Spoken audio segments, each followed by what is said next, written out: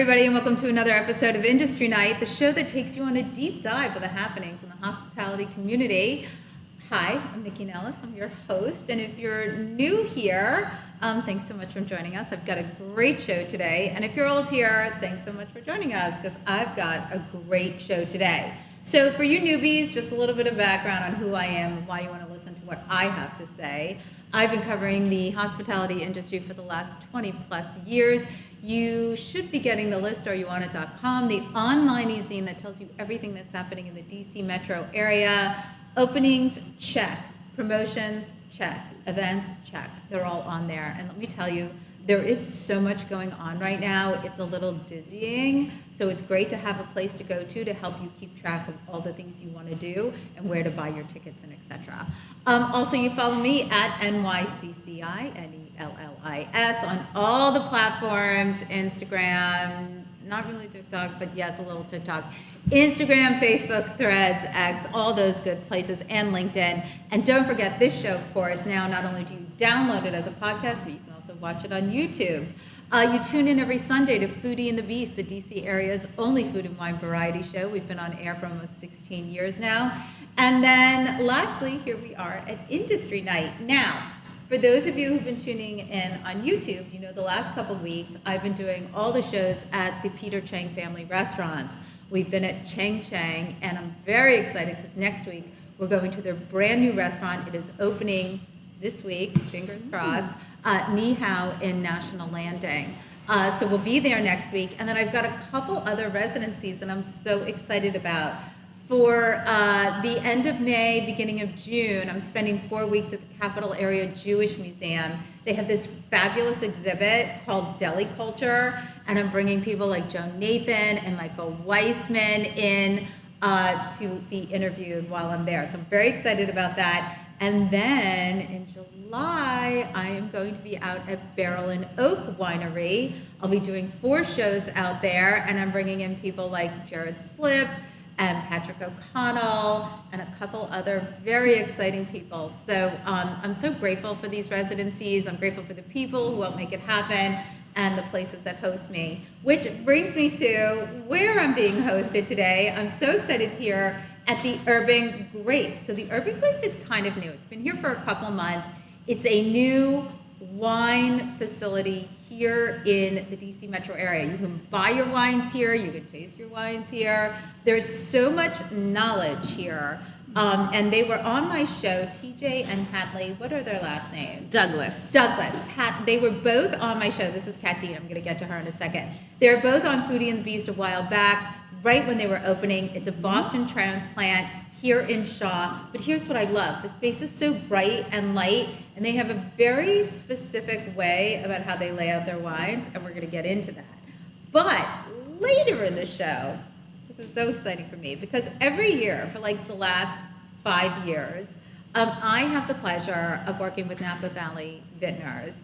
It's this incredible association. They come to town every year. They actually go up on the hill because they have things that they need to say to the people up there to help them do what they do as best as they can. But while here, they pour wine and they come on my show, and I get to hear their stories. I get to learn more about the farmers, the winemakers, the products, and what is really important to them right now. So Michelle Novi, who is with Napa Valley Vintners, is going to be on to give us sort of the umbrella of what's happening out there with them. And then lucky me, I have Kelly Duckhorn.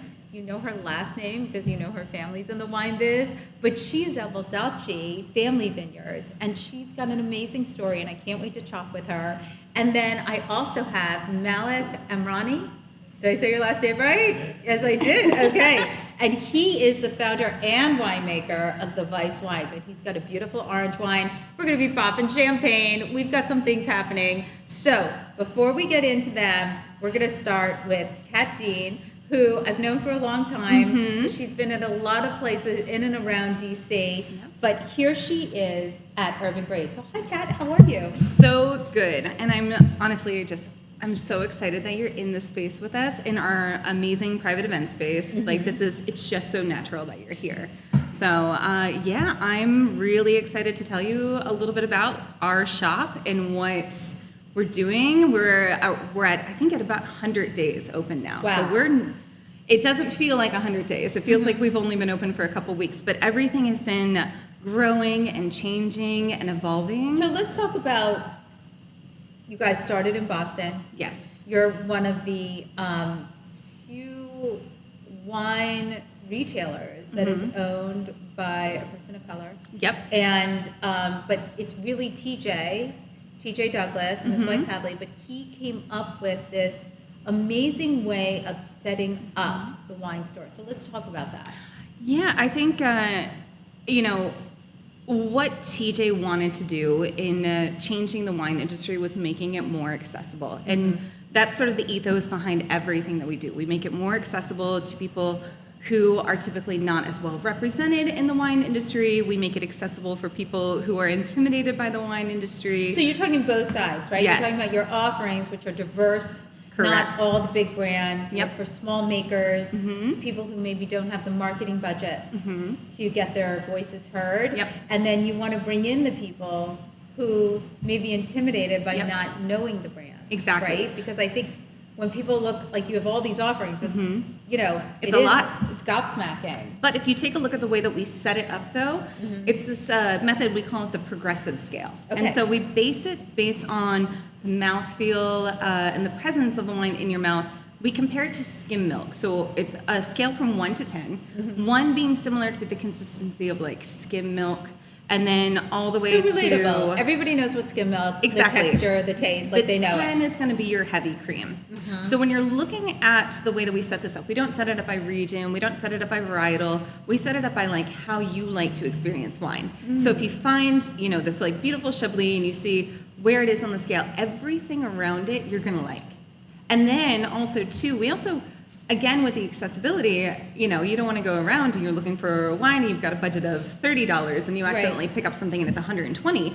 Our shelves start from the bottom shelf is the least expensive and it goes all the way up. So you can, that Chablis that you love, but you're, going on a little bit of a budget, just look down a little bit. So you can see it. I love that. So let's talk about prices for just a second. Sure. Because I feel like that is such a determinator for people. Absolutely. When they're buying wine. And they're like, I don't know. I want to spend $30. Like I'm thinking of a number, or $50. And they're so stuck on the price. Right. That if they see something that's really good for $18, they're like, no, it's only $18. Like, how do you talk people through that mental block that it has to be more? Wine should be accessible to everyone, no matter what your budget is. And all the wines that we have in there, everything that is brought in is so intentional. So you're not coming in, if you find a really incredible bottle of wine for $18 out there, with our taste and the level that we hold, like the standard that we hold to our bottles, that's going to be an incredible wine. Okay. So, we keep a range of prices to, again, for that same accessibility. It's not, wine isn't necessarily better just because it's a $50 bottle. Sure. Generally some will be. Some are. Some I are, agree. 100%. Right. But, for example, a rosé is probably not going to be costing you $120. Although I have seen $120 rosé. Yeah, we've seen plenty of $120 rosés. Yes. But you're going to have a beautiful, there's an incredible South African rosé that I just took home the other night.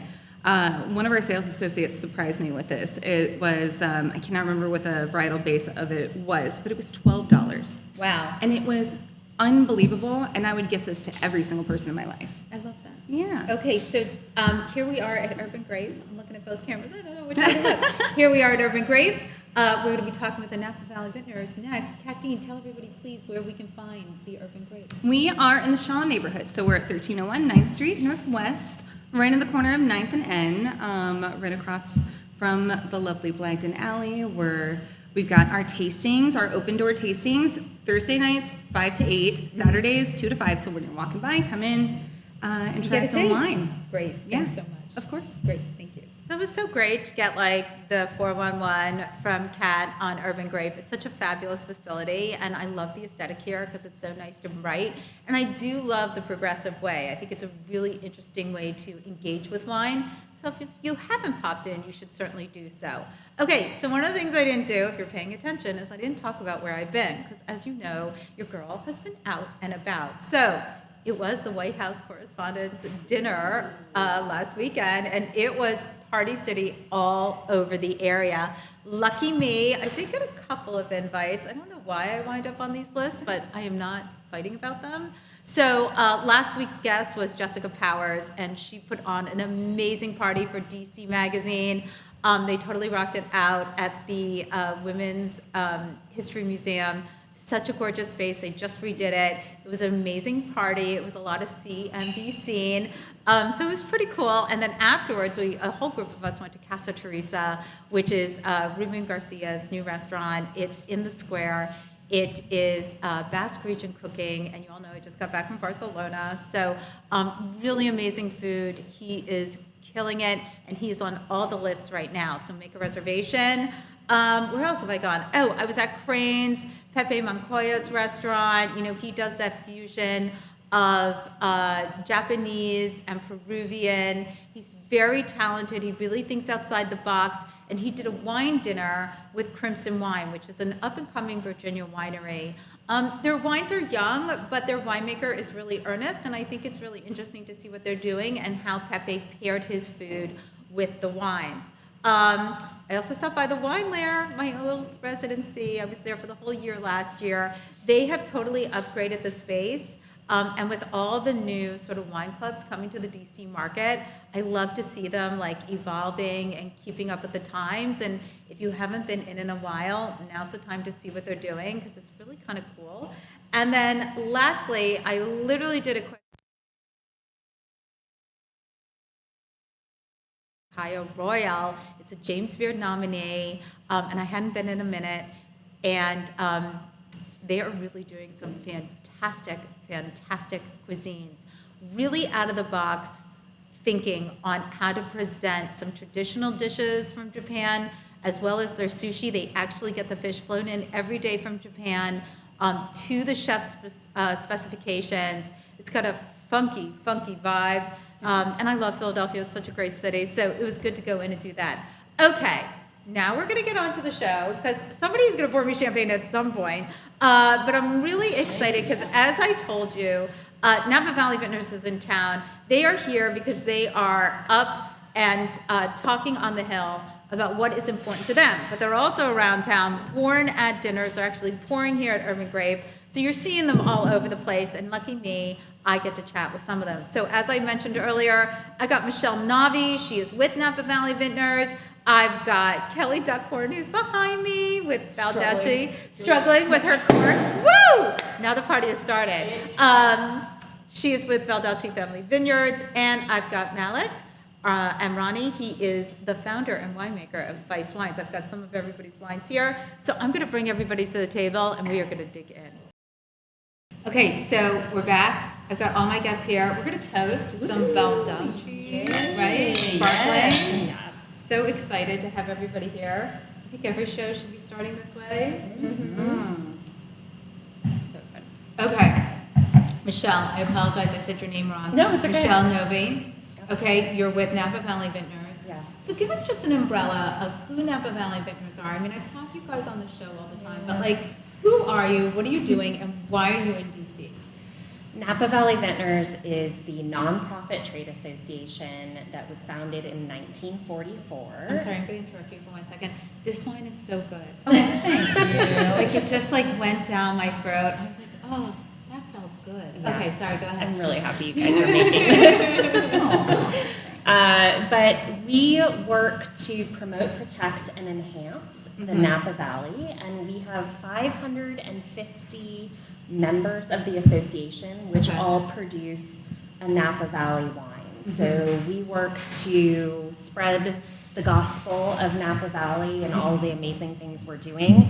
But this week is really special for us because it's our opportunity to come and talk with decision makers, regulators, maybe the less sexy side of the business, but the really important side as well. But what is it that you're up there talking about? You know, we were talking off air about so many of the like wine adjacent businesses and things that help the wine industry not just, survive, but thrive, right? Yeah. Because it's it's agriculture.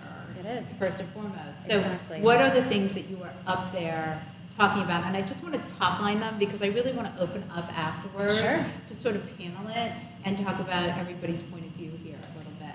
3 things. Okay. The first is making sure that we have the resources to protect our region from future wildfires. The second is making sure that we have the right insurance products so that our businesses can continue to operate sustainably. We are going to hit the insurance component because there was just a big law passed here for restaurants and insurance Oh, here okay. in DC. Interesting. So I feel like that is it's hitting businesses nationally. It is. People are really trying to change what is happening out there so that business can function in a better way. Yeah, exactly. And that you can have the coverage from an insurance policy that you need and at an affordable price. The last item, and I think this is a really important one, is making sure that when you buy a bottle and it says Napa Valley, that's what's in the glass. Designation. A designation and protecting the Napa name both here and abroad. Right, because just like Champagne is Champagne from the Champagne region, or DOCG when we're talking about certain Italian wines, like it does make sense that there is a designation Yeah. for Napa Valley specific, because I think people just think California and Napa are one and the same, right? Oh, yeah.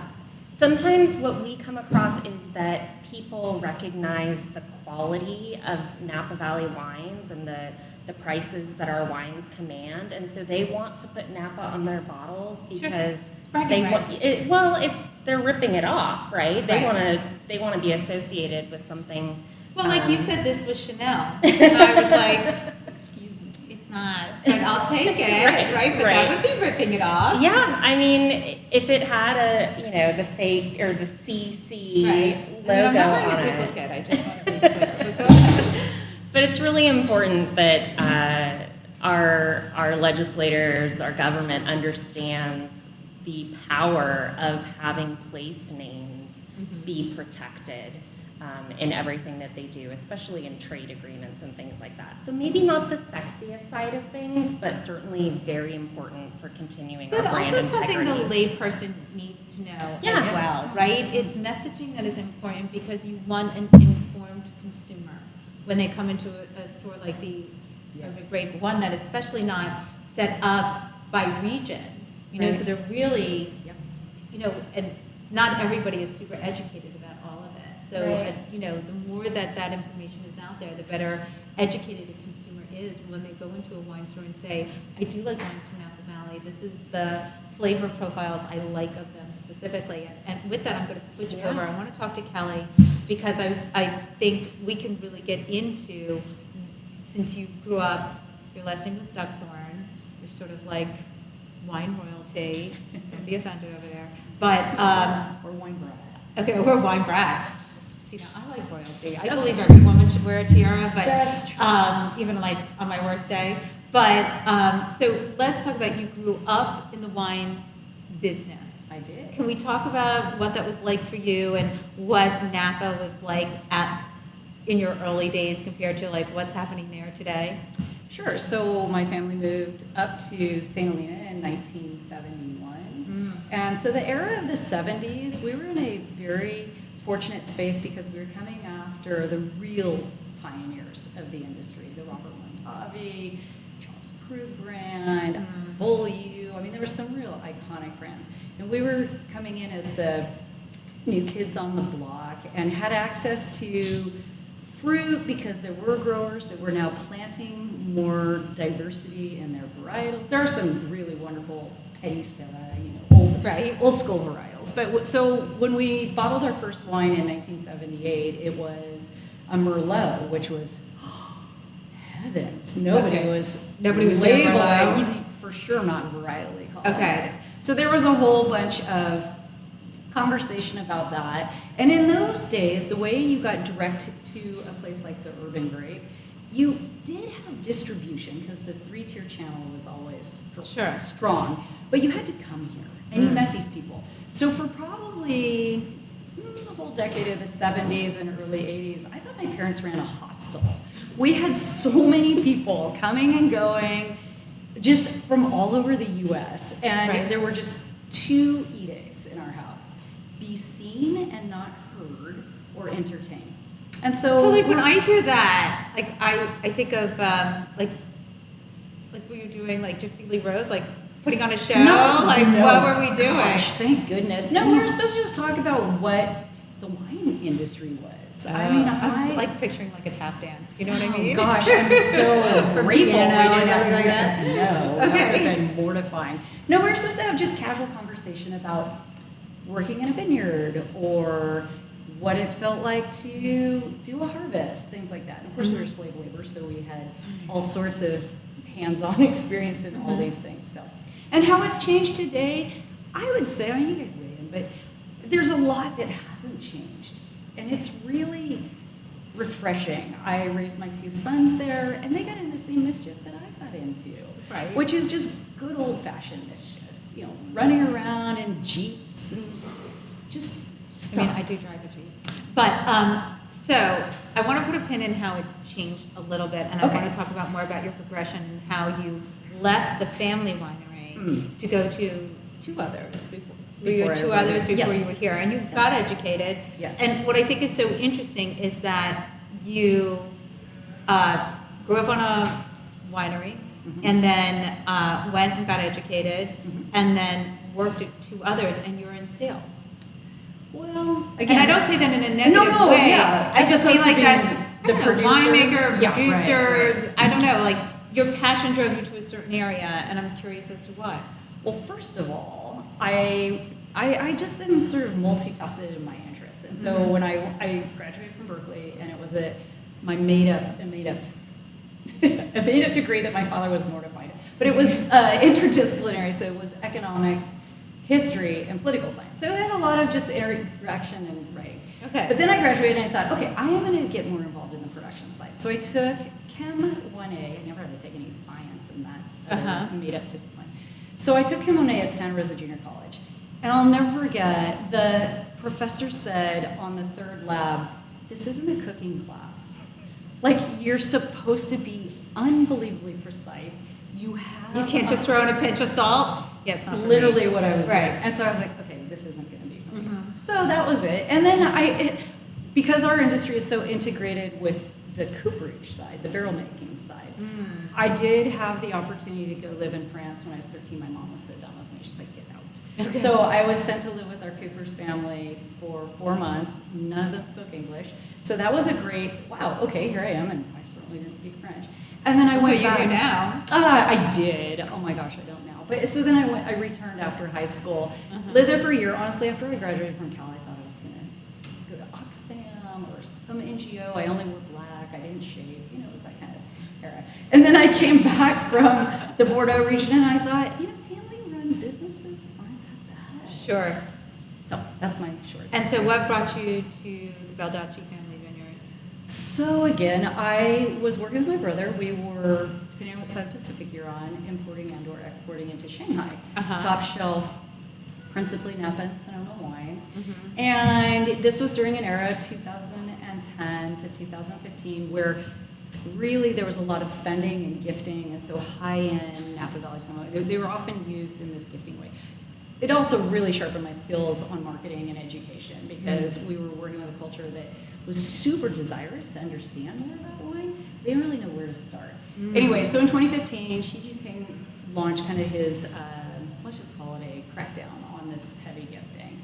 And so we decided to close up the business. I mean, it really changed overnight. Like, things can happen in China, just amazing and fabulous, and then it's not. So we returned, and I saw 2 job offerings. One was for Rutherford Ranch and one was for Baldacci. They both were in sales and marketing. I went and interviewed at Rutherford Ranch. They have like 9 brands. I was like, I'm so over my skis. I just said, no, I don't think this is going to work for me. And then I went to Baldacci and met Tom and Michael. And Tom is just this so genuine, larger than life, Cal grad as well. His son Michael, very not pratty, just very humble. He wasn't like, oh, my daddy bought me a winery. So they're just really normal people. And the next morning, Tom called me and said, I want you to be our general manager. I think you would be better at that. I was like, okay. So can we talk a little bit about the wines? Like Yes, you poured the please. sparkling today. Can we talk a little bit about what's coming out there? So this is made from we have 3 vineyards. This is made from our base Chardonnay and Pinot Noir from our Carneros property. And it's What called- is it about Caneros? It's cool. It's consistent. It works really well for these type of varietals like a Chardonnay and a Pinot. Okay. And honestly, if you can produce a sparkling, it means you get to harvest a little earlier, so you're hedging a little bit on climactic issues. Okay. Like maybe too much rain or not enough water. So that was a pivot to sparkling, but also the name of the wine is Pops, and that's what the Baldacci's sons, there are 4 of them, call their father. Oh, I love that. They're So so that's cute. so cute. It is cute. So- I love that. So it's just, I think it's got it's a 70-30, 70% Chardonnay, 30% Pinot. And I think it presents with a lot of the tropical citrus fruit of the Chardonnay, but you also get a little bit of a minerality on the back end. It's beautiful. Thank you. It's very smooth, and Thank you. I think it drinks beautifully. Thank you. All right, I'm going to go to Nala. Thank you. We I feel like are I was going on to the hot talk. seat. Right. I know. Wait, I haven't done grilling you yet, Oh. but I want to talk about you. Hi. Hello. How are you? Great. So, founder and winemaker of the Vice Wines. Yeah. Tell us a little bit how you got into winemaking. My journey is started actually through the trade. I got an early start in the wine industry at the age of 17. I worked in the restaurant world between 18 and 21, and then I moved to distribution in New York, Manhattan. The city. I was the city. I was doing on-premise for Diageo and Moët Hennessy for almost 10 years, and during that time I started doing direct import of wine. So I get to be known as someone that's bringing. So, were you more about the business than about the wine? Like, did you wind up in wine because it was a lucrative career and a good business, or were you passionate about wine? Like, do you know what I'm asking? Like, Yeah, I'm not dissing Yeah, no. either, but I'm just sort of curious. What was the driver? So 2 things. I grew up drinking wine, tasting wine. Let's keep it. My father encouraged me to taste wine, smell wine at a young age, and he was a big wine guy. He loved wine. And the other thing, I did 1 year in med school in Senegal. I graduated high school in Morocco, where I was born and grew up. At the age of 16, went to med school in West Africa. Did 1 year, and I really didn't want to be a doctor. I wanted to do something that's I believe is fun and I'm passionate about. And I thought that the wine industry was a fun industry and a disaster-proof, like medicine. Right. In good times, we tend to do well. In bad times, we tend to do better. So I wanted to be in the wine business. So I moved to New York with the purpose to be in the industry. Okay, so you're in sales, and then at what point do you become a winemaker? Because So, that is a yeah. big jump. Yeah, so in, when I was doing both distribution and imports, I was known for someone that has good quality wine at a good value. And I was looking for exactly what we do at the Vice. I was looking for a brand like the Vice wine. I was looking for a winery that makes as many varietals as possible and kind of breaks down Napa into the sub-regions. And most importantly, a brand that was accessible, that didn't want to break the bank to discover Napa. And I really couldn't find a Napa winery that does all this together. So when you say sub-regions, for the Yeah. uninitiated, break that So down for us. Napa has 16 sub-regions. Think of it like if you say a city has neighborhoods, areas. Right. Shaw, DuPont, Capel, Georgetown. So Napa has 16 of them. And so- Recognized 16 sub-regions. And what are they? Ish. Want me to name them all? Yeah. I can. Can you? All right. So All right, let's do it. So I'll start. Wild Horse, Charles Valley, Carneros, Atlas Peak, Mount Veeder, Howell Okay. Mountain, Diamond Mountain, Spring Mountain, St. Helena, Calistoga, Stag's Leap District, Oakville, Rutherford, Oaknall District of Napa. I said Carneros. You did? No, I did Carneros. Okay. Wait, so what are we missing? 2? Did you get Mount Veeder, Diamond. Diamond Yes. Mountain. St. Coombsville? Helena, Coombsville. Oh, yes. there we It's go. big for us. All right. Yeah. That was the mistake. You got All it. right. amazing. That was impressive. So you wanted to represent all the regions. So I wanted to discover Napa based on the sub-regions. And, Okay. so my first wine was a Chardonnay from Carneros in 2013. And 14 we did a red wine, 15 a red wine from Youngsville as well. But where are you getting, so you're pulling grapes, you're buying grapes, right? Yeah. And then creating the wines. Correct. So I think so many people are really interested in that right now because it seems a lot more accessible to do than having a vineyard and actually growing the grapes and doing that. So can we talk a little bit about the business model of that, how you go about doing that, how you go about picking out the grapes and then creating the wines? So between 2013 and 2021, I had a consultant winemaker that kind of oversaw everything. Mm-hmm. And today we work with 26 vineyards across Napa, so 26 growers. And as I said, we deconstruct Napa Valley. We make wine at 4 different custom crush facilities. In terms of volume, we're no longer small, but we're not a big Napa Valley wine brand. We'll say we're close to mid-size at this point. Michelle, So- what's big, what's small? What? That's a loaded question. I mean, I think in Napa Valley, at least for our membership, 80% make 10,000 cases or less Okay. of wine a year. And is that considered Small. That's small? small. That's but small. you have some vintners that are really small, like boutique, maybe 500 cases, Right. 1,000 cases. Okay, and where do you fall in? We're surpassing the 30,000 case mark. Wow. Yeah. Okay, and what about you? We're right at 10. You're right at 10. Per We have 3 vineyards, 50 acres. per SKU, right? Oh, no, this is Okay, an it's aggregate. just all of it. All of it, yeah. And that's for you too, right? That's, for all the All of SKUs. it, all the okay. SKUs. Okay. And then I think of big, and Kelly, you jump in on this, but I think of big at like 90,000 or above. I was gonna say like even 100, 150, because there's also sort of overhead that goes with these different production tiers, and I would say 90 to 100. Yeah. 100. So for you, how many, I'm sure each year it changes because you get to Little use bit. your creativity and decide what you want to do and what the fruit is doing, right? So how many different, like today, what are you pouring? Like there's a pouring here today. What Sure. am I looking? I don't So- know. One of the cameras, they're pouring here today. I don't Yeah, know so- where to look. I have an orange wine of Viognier that's from Oakland district of Napa. So it's Okay. a skin contact Viognier. Yeah, so Viognier, is Viognier really big in Napa Valley? No. Because it's really big in Virginia. Oh, really? that's Yeah, interesting. in fact, Virginia was trying to make Viognier like their grape. There was another grape too, but also didn't make it. But that's really interesting. So what made you decide, okay, everybody, we don't have a, Bombay. I guess we're just gonna have to drink our wine. I won.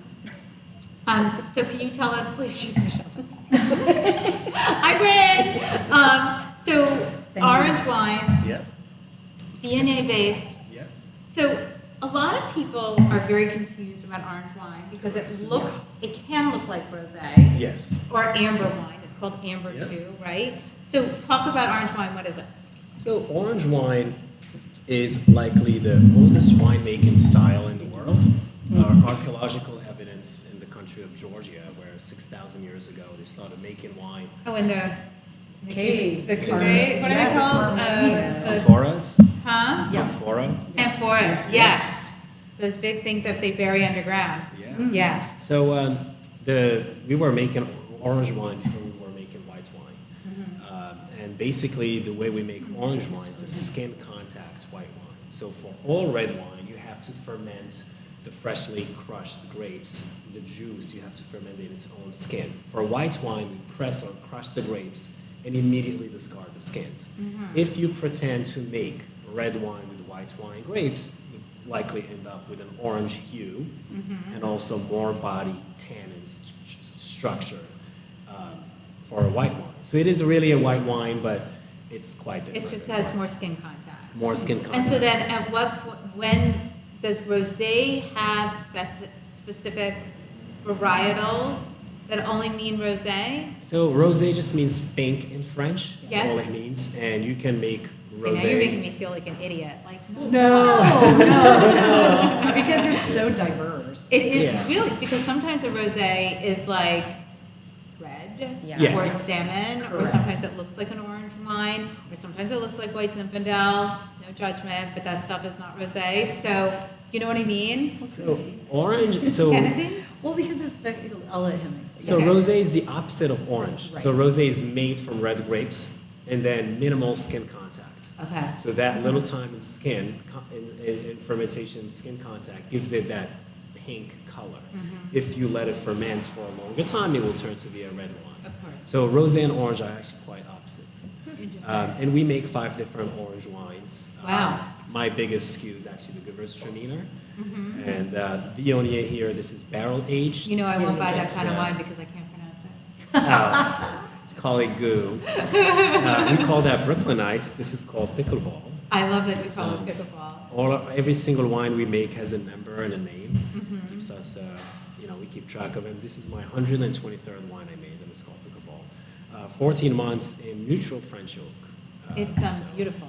Thank you. It's a really beautiful wine. I mean, in the bottle, it has like a pinkish hue, like Seinfeld, but in the glass, it doesn't. In the glass, it's really, I mean, it could present as a Sauv Blanc or. It's got lovely flavors like vanilla is something that Yeah, I'm really it's picking really up. fragrant, Yeah, too. it's very nice, like vanilla bean. Yeah, very floral. It's delicious. It is. It's a beautiful wine. So, do you change every year? Do you come up with concepts first, or So- do you base it on the fruit? So I don't wake up ever in the morning and decide to make wine based on my preference. Okay. Everything that I do It's is like you don't wake up. so. What are you doing? Well, everything I do is With a baby. reverse engineered, True. really. I travel a lot, more than half the time. I'm actually traveling, working markets, very sales driven. It's what, there's no business without sales, and I'm traveling most of the time selling the wine. So I kind of identify the opportunities in the restaurant world and in the retail across the country. And,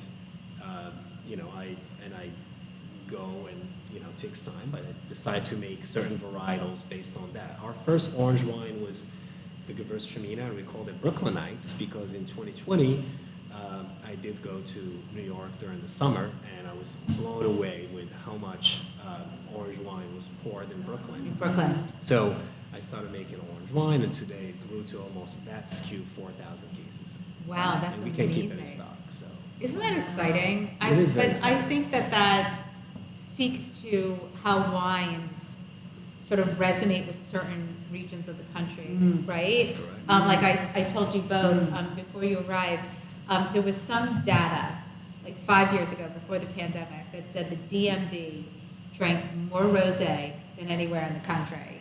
And I mean, as people who listen to the show know, I have something to do with that.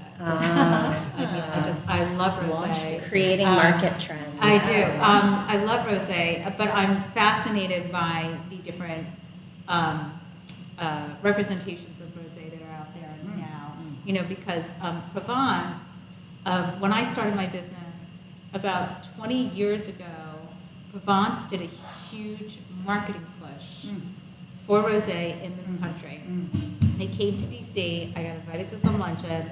They poured a bunch of rosés from Provence, and they really educated everybody because at that point in time, he's like, "Oh yeah, hold my beer while I pour you some rosé."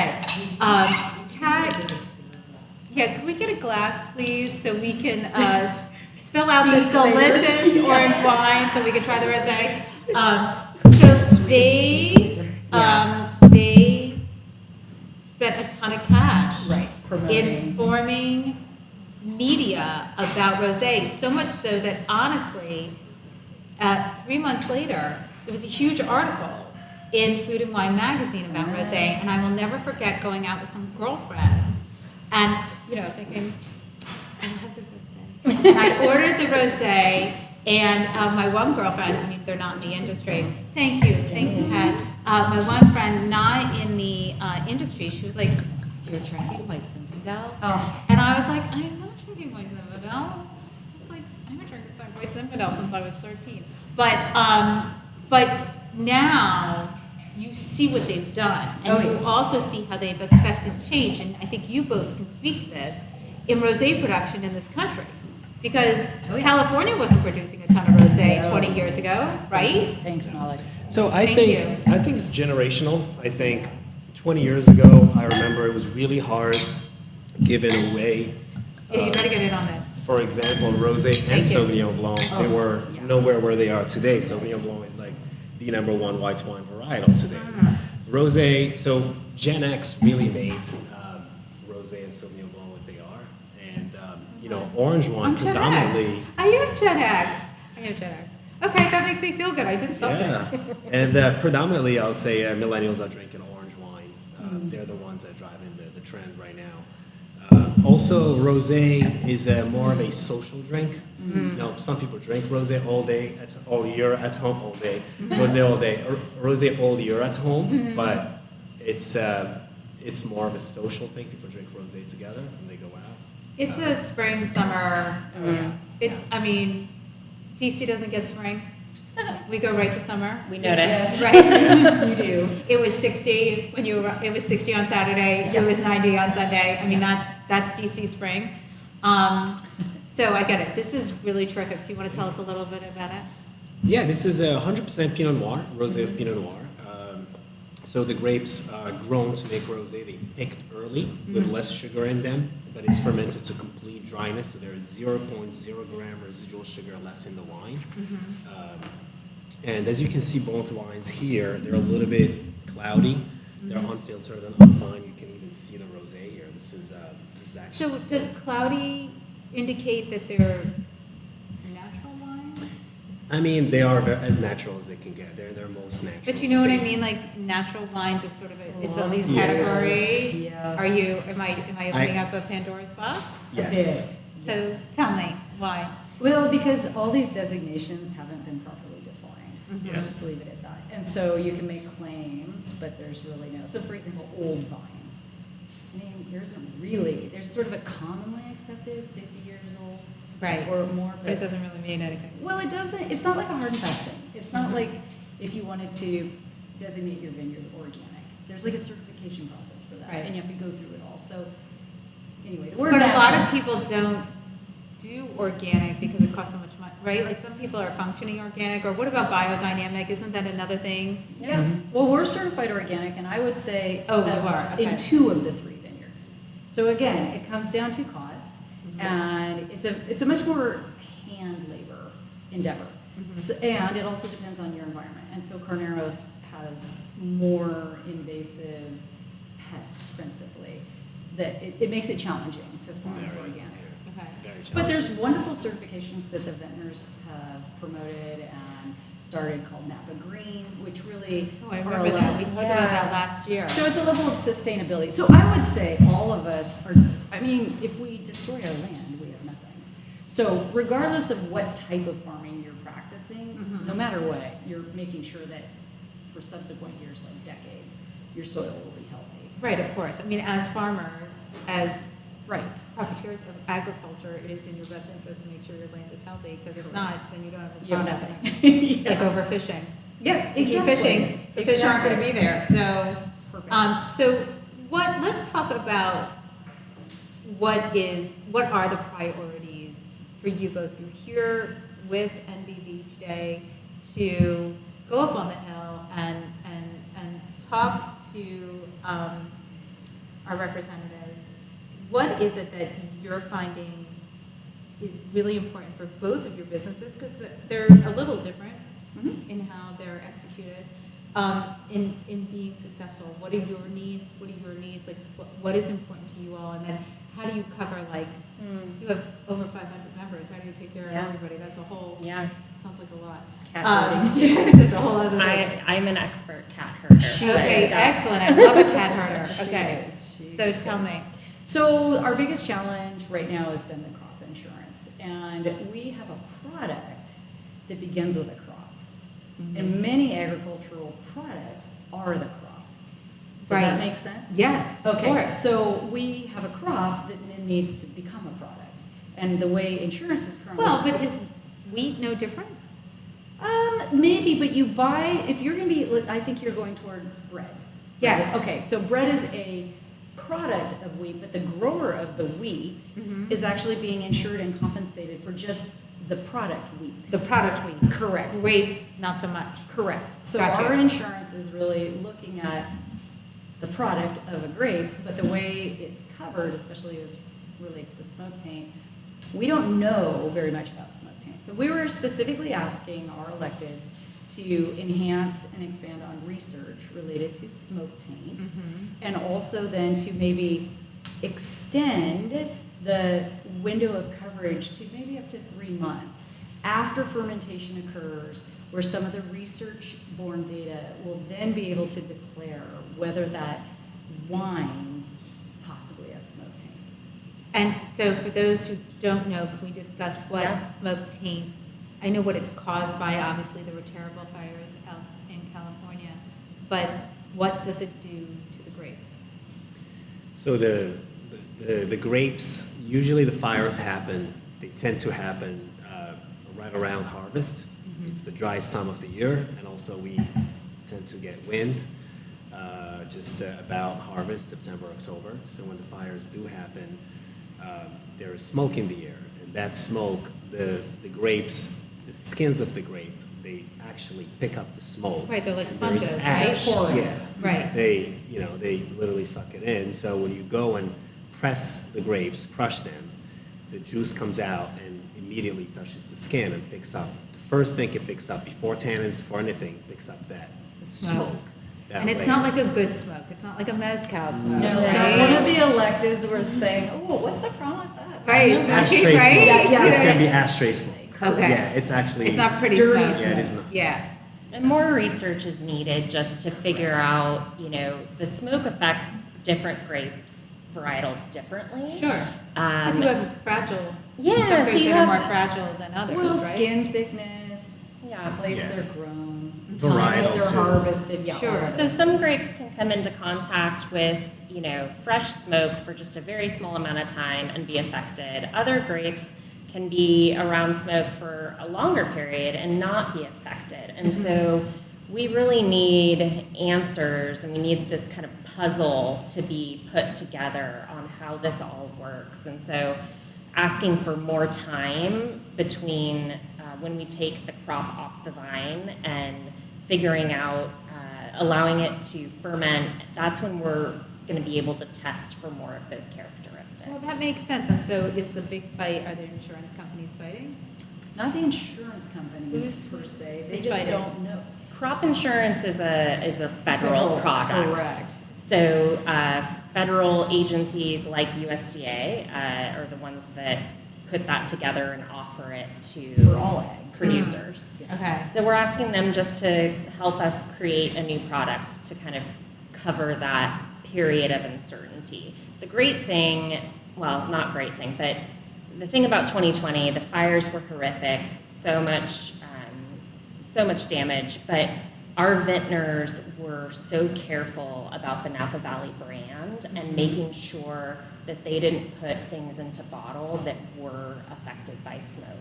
So 2020, yeah, a rough year. A lot of people didn't make wine, but if you see a 2020 on the Right. shelf, It's you can be pretty confident that And it's it's really going to good. be a Correct. quality wine. But Wow. you know how it is marketing. I mean, Yes. you get out of step with your brand image. Very hard to recapture that.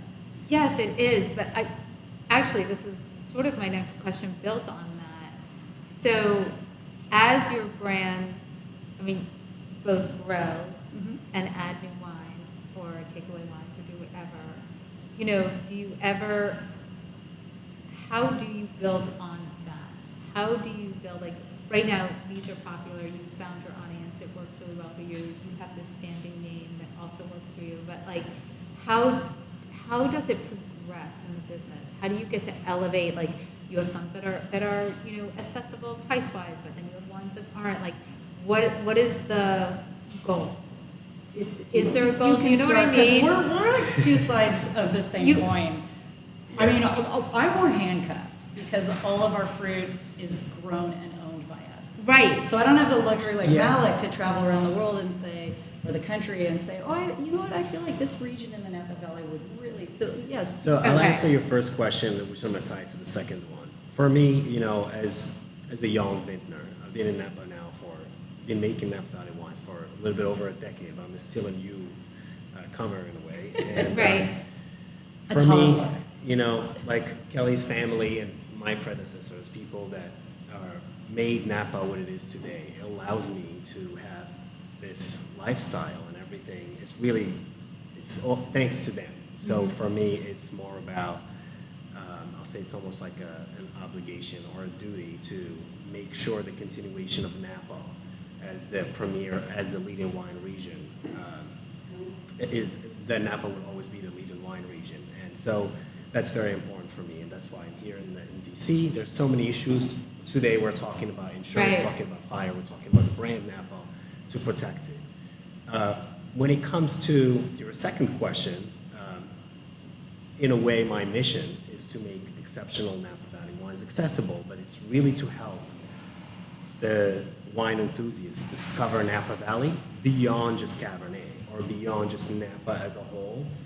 Get to discover Napa with the subregions, with different varietals, because Napa is very, very diverse. Right. And Well, I mean, you know, I lit up when you originally said Paneros because one of my very first experiences in Napa was in Caneros, and I was hosted at a winery there, which no longer exists. But the wine was so fantastic that now anytime I see Caneros on a bottle, I buy it because I'm like, I know I like that region because the wines are always so good. Do you know what I mean? So I feel like that's what you're saying. I'm trying to educate people that when they see certain things, they'll know. so Carneros is very famous for Chardonnay and Pinot Noir. That's what Okay. you find most in Carneros. But we make from Carneros Cabernet Sauvignon, Merlot, Cabernet Franc, Petit Verdot, I feel like the deep Zinfandel. Verdot and Cabernet Franc are like really taking off.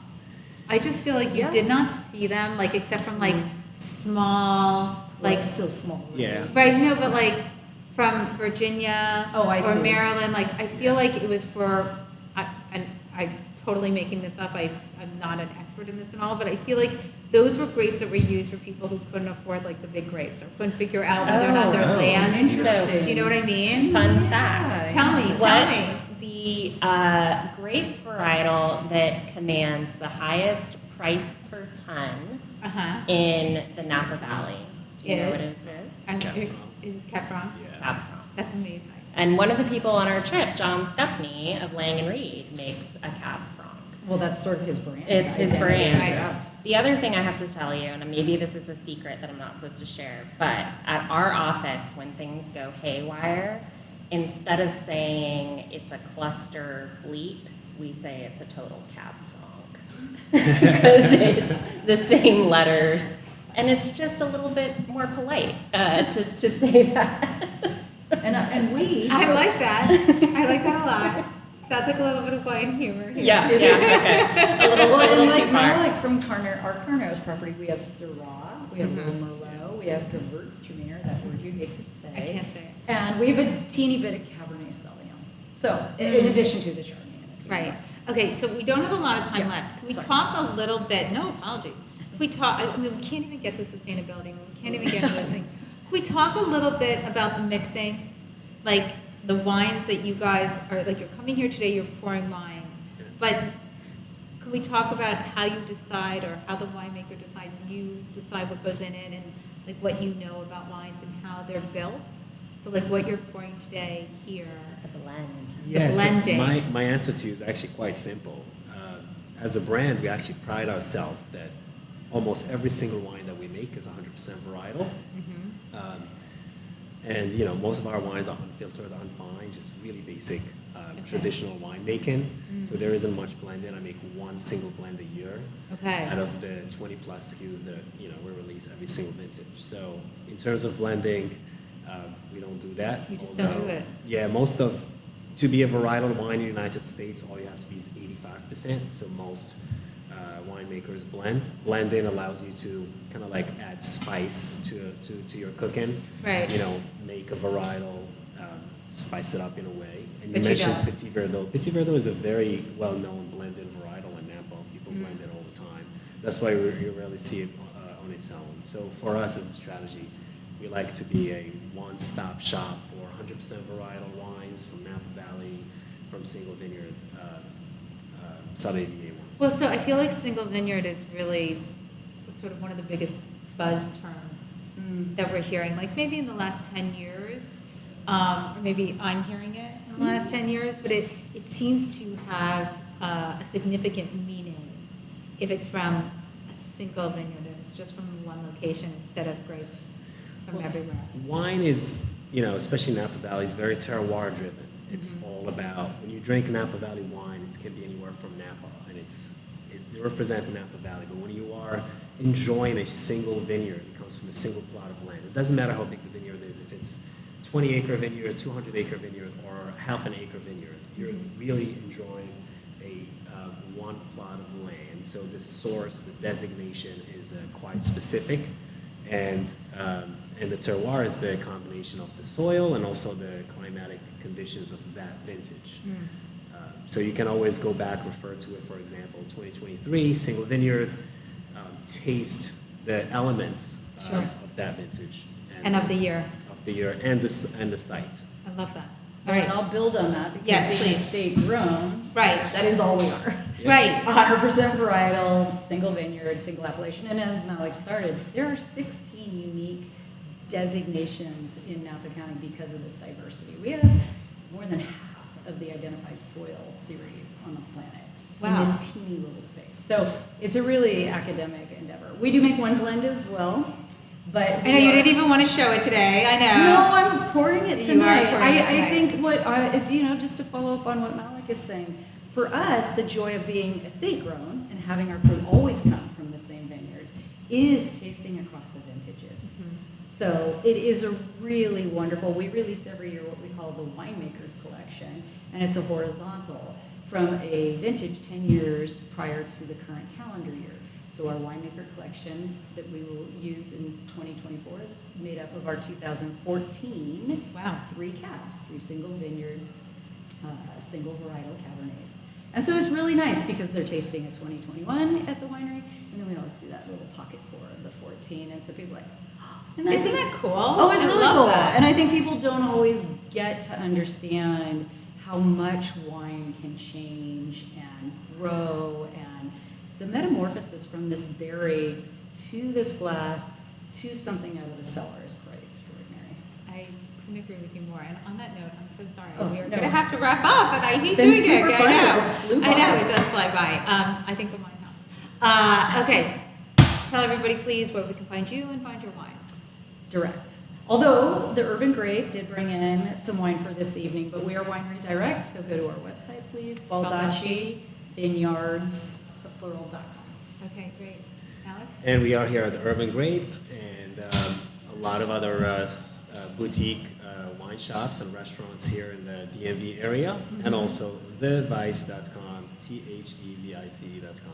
Excellent. And Michelle, where can we find everything we need to know about MVV? NapaValley.wine. Excellent. I want to thank you all for joining me today. Just hang out for 2 seconds while I wrap this up. I'm going to look at that camera because I think that's the one I want to look at. I want to thank you all for joining us today. I mean, what an incredible show. I feel like we really only scratched the surface. So I really wanted to get into sustainability and climate change, and I mean, that's like a whole other show. So maybe we can all regroup and do that again. Come to Napa. Okay, Yeah, cool. there you go, exactly. Let's do it in Napa. Just do this in Napa. Anyway, I want to thank you all for joining me today. Don't forget, everything you heard here you can find on the listoryouwantit.com, the online e-zine that tells you everything happening in the DC metro area. Tune in to Foodie and the Beast every Sunday at 11 a.m., DC's only food and wine variety show. And follow me at NYCCINELLIS on all the platforms. If you want to see where I'm eating, what I'm drinking, and what I'm doing, then that's where to see it. Be safe out there and have a delicious week.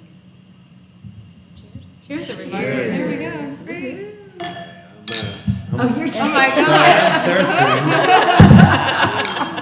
prepping for Cheers. tonight.